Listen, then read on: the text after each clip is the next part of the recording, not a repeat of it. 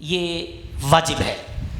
جو شخص قربانی کا انکار کرے وہ گمراہ ہے، مستحق کے عذاب ہے، مرے گا تو اسے عذاب دیا جائے گا. قربانی کے حوالے سے خاص طور پر ہمارے ہاں جو سب سے بڑی بے احتیاطی جو ہوتی ہے وہ عید والے دن کسائی کو تلاش کرنے میں پریشانی ہوتی ہے. مہمانوں نے آنا ہوتا ہے، گوشت تقسیم کرنا ہوتا ہے، گرمی ہے آج کل، بس یار کسائی آ جائے، کالا ہو، گورا ہو، چٹا ہو، بڈا ہو، جو بھی ہو، بس کسائی آ جائے.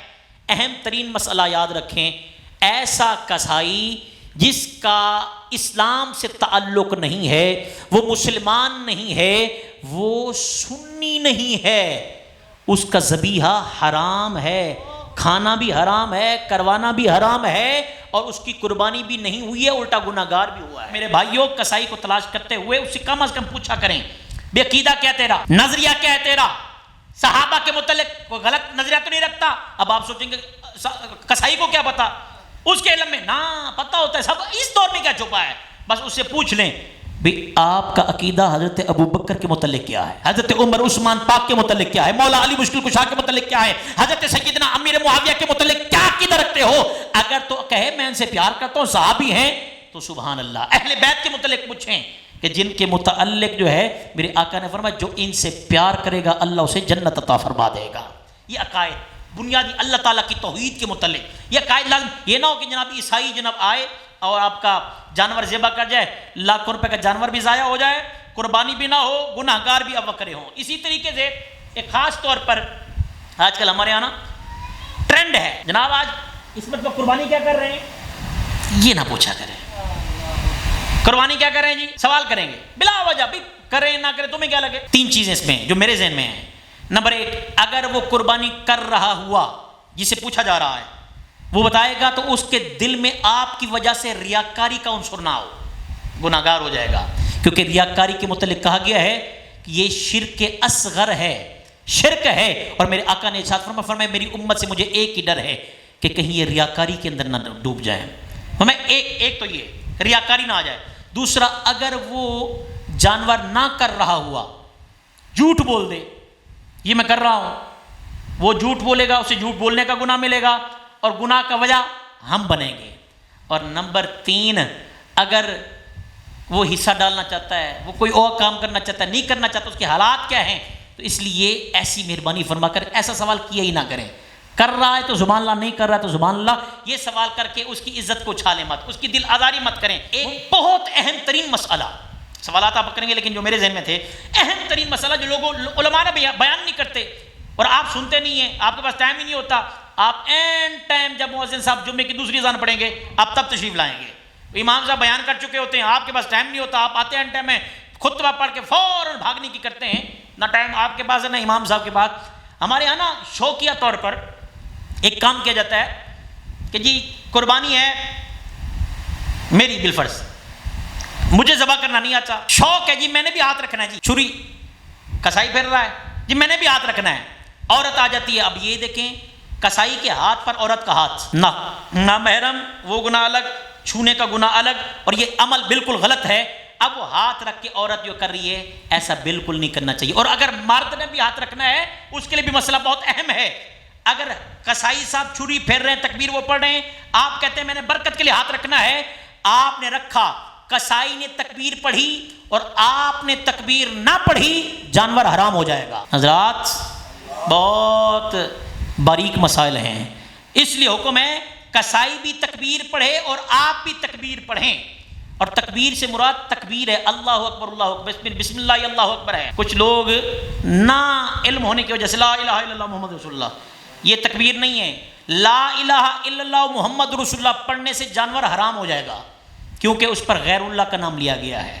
محمد عربی صلی اللہ علیہ وسلم کا بہت مقام و مرتبہ بلند ہے، لیکن تکبیر کے وقت جب ذبح کرنا ہے تکبیر پڑھنی ہے، کلمہ نہیں پڑھنا. کلمے کے اندر غیر اللہ کا نام ہے اور سرکار غیر اللہ ہیں، اللہ کے علاوہ ہیں، اللہ کے ماں سوا ہیں. قربانی کرنا ذرا مشکل ہو جاتا ہے تو آسان ایک حل نکل گیا جی، اجتماعی قربانی میں حصہ ڈال دو.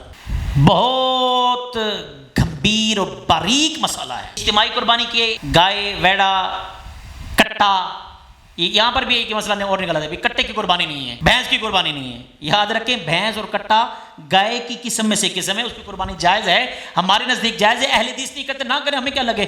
دودھ پینے کی باری آئے تو دودھ پینا جائز ہے، اور قربانی کی باری ہے تو قربانی کرنا جائز نہیں ہے. تو یہ یاد رکھیں 7 حصے ہوتے ہیں، اور جیسے گائے ویڑا اور اس کے بھینس کے اندر 7 حصے ہوتے ہیں، اونٹ کے اندر بھی 7 حصے ہوتے ہیں، اس کے اندر کوئی 14 حصے نہیں ہوتے ہیں. لوگ کہتے ہیں یہ چونکہ بڑا ہے اس لیے اس کے اندر 14 حصے ہونے چاہیے. بھائی شریعت نے جب کہہ دیا 7 حصے ہیں، اس میں مسئلہ جو اہم ہے اجتماعی قربانی مدارس میں ہوتی ہے، اور عام طور پر جہاں پر اجتماعی قربانی ہوتی ہے تو یہ بھی کلمیہ ہے کہ جو اجتماعی قربانی کرتے ہیں بس وہ کہتے ہیں بس بندے آنے چاہیے، تعداد بڑھنی چاہیے، جانور بڑھنے چاہیے. بندے کا عقیدہ کیا ہے، یہ اس سے کوئی سروکار نہیں ہے. تو یہ غلط ہے. جس بھی ایک بندے کا 7 حصوں میں سے کسی ایک بندے کے نظریات اسلامی نہیں ہیں، اگر وہ بد مذہب ہے، صحابہ کا گستاخ ہے، سرکار کا گستاخ ہے، اللہ کے متعلق غلط عقائد رکھتا ہے، اسلام کے وہ خاص عقائد جن کا حکم ہے ان کا انکاری ہے.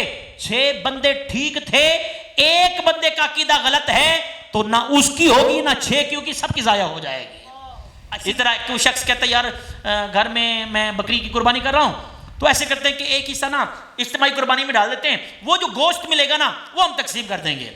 تو یہ گوشت حاصل کرنے کے لیے جو اس میں حصہ ڈالتا ہے، 6 بندے انہوں نے اللہ کی رضا کے لیے کیا، ایک بندے نے کہا یار گوشت مل جائے گا تو گوشت تقسیم کر دیں گے، تو نہ اس کی قربانی ہوگی نہ 6 کی قربانی کی، وہ 7 کے 7 قربانی ان کی بھی نہیں ہوگی، اور جو مولانا صاحب کر رہے ہیں اجتماعی قربانی وہ بھی گناہ گار ہیں.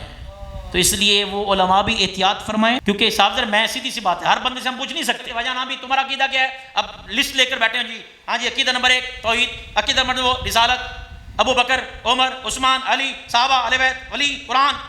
وہ کہے گا بھائی میں نے اجتماعی حصہ ڈالنا ہے، تم کیا کن چکروں میں پڑ گئے ہو.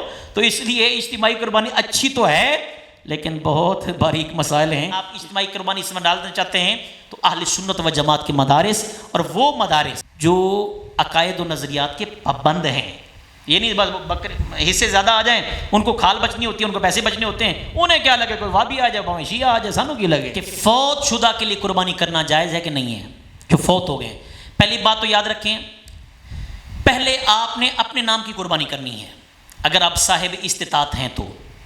اگر آپ صاحب استطاعت نہیں ہیں، آپ فقیر ہیں، تو نیت کر لیتے ہیں کہ میں کسی فوت شدہ کے لیے کرنا چاہتا ہوں، کیونکہ آپ پر اپنی قربانی ہے ہی نہیں ہے، تو پھر آپ اس کے نام کی کر سکتے ہیں. اس کی دلیل کیا ہے؟ مولا علی مشکل کشا باب مدینۃ العلم سنیوں کے پیر حضرت سیدنا علی المرتضیٰ پوری زندگی آپ 2 قربانیاں کرتے تھے.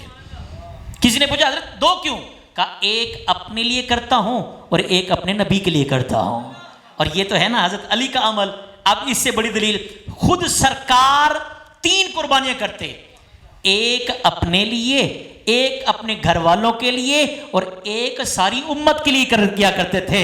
یارو کتنی بے وفائی ہوگی، سرکار تو ہمارے لیے قربانیاں کریں اور ہم سرکار کے لیے نہ کریں. تو اس لیے اگر آپ کے پاس حصہ ہو، پہلے آپ اپنی قربانی رکھ کر ان سب میں سے سب سے پہلے سرکار کے نام کی کیا کریں کہ سرکار کے بڑے احسانات ہیں ہم پر.